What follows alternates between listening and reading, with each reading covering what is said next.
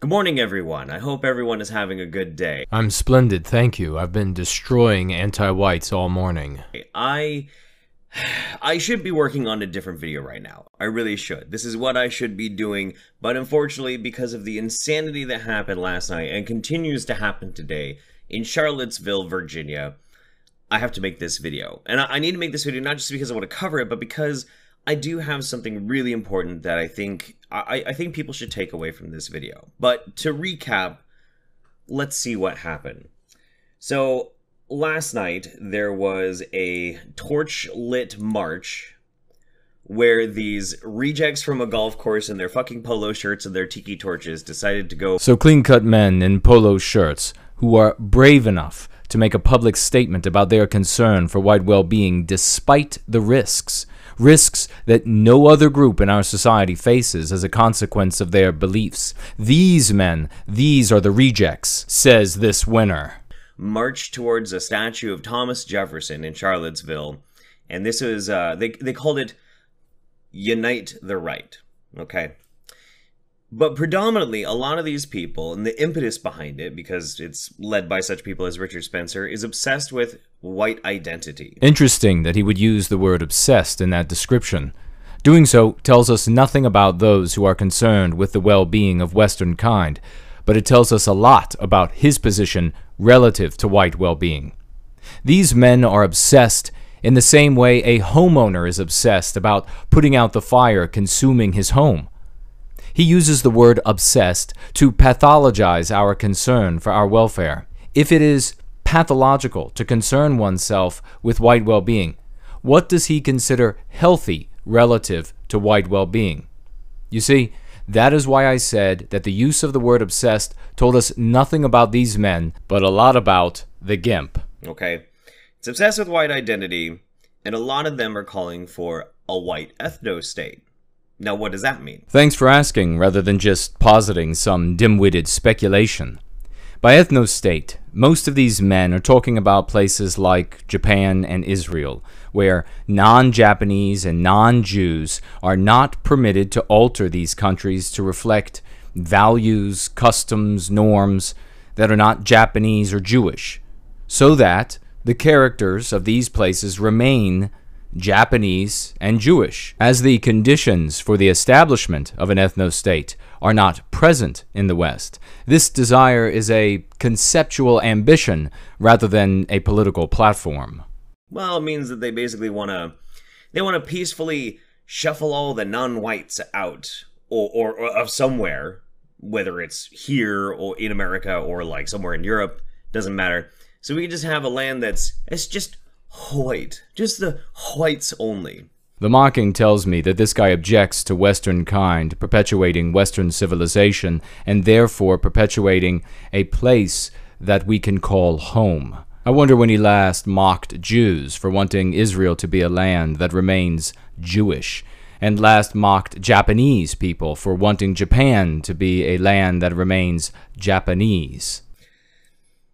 Now, the thing about this is, and what's so crazy to me, is last year, we had a bunch of racially fueled marches. We had people obsessed with their own identity and marching in the name of the color of their skin. And these guys who are marching to unite the right were huge critics of that tactic. They didn't like it at all. They thought it was bullshit. They hated everything about Black Lives Matter.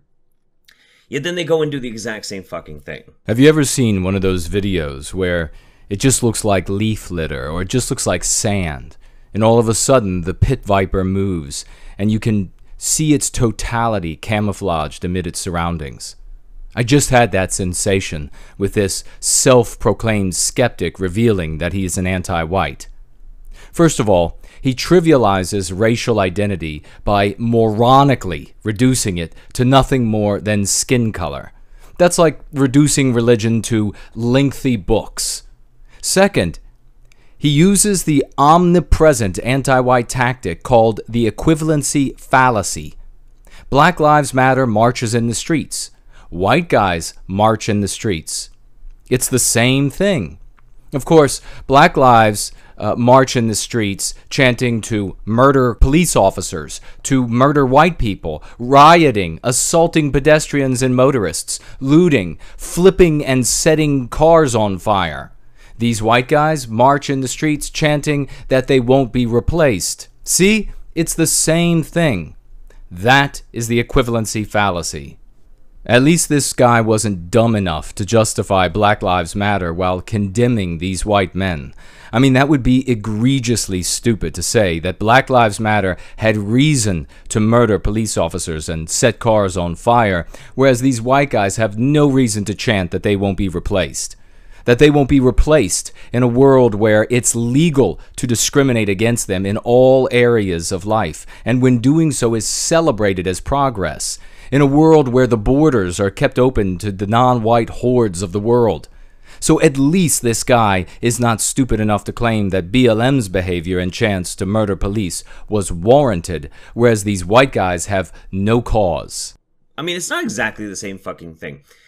Black Lives Matter at least had the impetus of police shooting black people. Good God. So there is like an actual legitimate crime and they're angry about it. So I can understand their impulse. He can understand their impulse because both BLM and this clown are anti-white.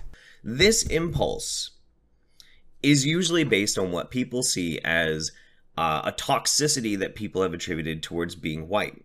And I do see that. I totally see that. Don't get me wrong. It's not like I don't think that there are tropes out in society that say like, white people are evil, all white people are racist, that kind of shit. Like, I see that, and I understand. Does that duplicity do anything for you? Because if it does, you are as credulous as a child. He is positioning himself as impartial, so as to legitimize his anti-white criticism. Such facile charlatanism is almost always followed by the word but. But I'm a fucking grown adult, and I know how to deal with it. I know how to deal with it, and I know that marching in the middle of the night like spooky, spooky, spooky villagers angry at fucking Dr. Frankenstein with our fucking... Okay, Skep, Dick. In your mind, whites protesting their mistreatment is illegitimate. Non-whites protesting is legitimate. Got it. Here's the thing. A lot of it also is because they believe that their whiteness, or they don't call it whiteness, they call it their Europeanness, is under threat because of things like mass migrant movements into Europe and that sort of thing. And that too, you can have that concern. And I totally understand that you might have that concern. And that's something that you can talk about. Again, he reveals his true motivation, mocking white people who care about white well-being by attributing these silly-sounding terms to us, whiteness and Europeanness. But what I really want to point out is that he's doing the exact same thing he did a moment ago. He's employing a tactic to make himself seem impartial. The question I have for you is, without rewinding, what word comes next? But you're not in Europe. You're in America. It's as simple as that. Why does this imbecile think he's making a point with that?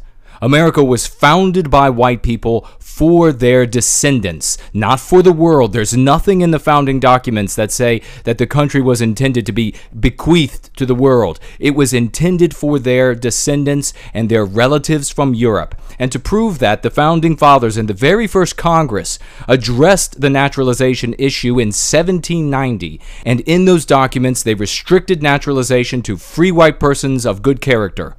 Period. This government, as well as the other governments throughout the West, have been usurped by anti-whites, and that policy of restricting naturalization to free white persons of good character was overturned in 1965. The definition of America doesn't change just because the enemies of her founding stock have claimed the heights and have now crafted a new definition that works to their demise. You know what, I read an insightful book a few years ago that speaks to this theft of our nation. I think it was called Transfer of Power. The author is a researcher, but he doesn't sell his books on the internet. I'll put up the information at the end of the video. My point about this is that America, in and of itself, is a country that prides itself on being open and receptive to anybody. Anybody. That's the whole basic process for it. As long as you are American, then you're American. Simple as that. Oh my god.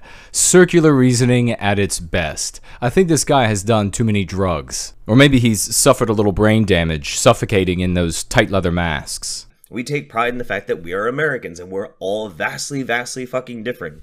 From the crazy Irish to the Jews, to the blacks, to the Hispanic, to the Asians, to everybody. It doesn't matter. We're a melting pot culture. Wrong. We are a witch's cauldron because of what the anti-whites have done to this country. I wonder if this guy and his acolytes have any idea where this whole melting pot notion comes from. It certainly was not a notion that was given to us by our founding fathers and part of the dream for this nation. It was written in a play by a guy named Israel Zangwill in England, a guy who admitted that he knew nothing about the U.S., but he clearly had an agenda for the founding stock of this nation. I wonder if he would have written a play about Israel where he would have described the Jews therein melting away in a melting pot of humanity. And that melting pot of ideas and that openness and ability to innovate and create something amazing inside of the boundaries of this country is why this country is so fucking great. This country isn't great because we have permitted pre-civilizational ideas to ride on the backs of newcomers into our lands. Those ideas are part of what is making the West less Western every single day. We are not great. We were great. And now, by every index, we are crashing, and anti-white jackals like this love every second of the West's demise. Not because of whiteness, not because of any-ness, but because of Americans. Because we're Americans, and we share that ideal. Where did America come from, if not from whiteness, you mental midget?